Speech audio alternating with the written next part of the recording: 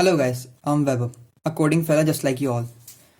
From today we are going to start a series of videos which will cover the concept of palindrome, palindromic string, a number and algorithms related to it, which are used in competitive programming throughout the world.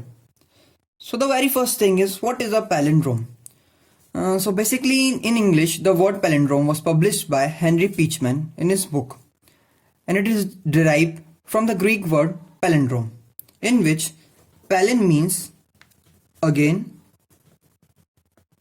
and drome means a particular way or direction.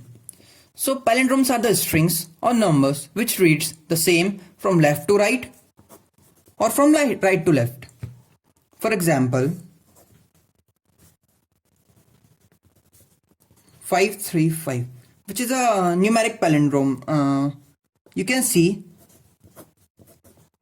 from the both directions, that is from left to right and from right to left, it is giving the same number. Okay, some other examples are 3773.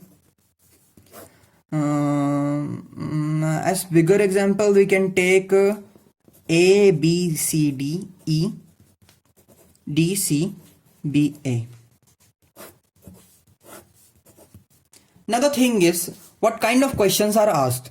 If we see for the beginners, the first question they ask is, check whether if a string is palindromic or not. Like you will be given with an input string or variable length, and you need to determine whether the string is palindromic or not. Now the idea is to not only properly identify a palindrome, but to also do it in something called big O notation. That is in big of n time. Now, if you're not familiar with big O notation, that just basically mean we will only use one loop and no inner for loop through the code. Okay, so leaving it for the next video, let me tell you guys, if you're really looking to be a good coder in future, stay tuned to our channel. We're just going to release a whole playlist covering all palindromic algorithms and questions. Thank you for watching our video, guys. Do subscribe to my channel. Stay tuned, stay home, stay safe, and keep coding. Bye bye.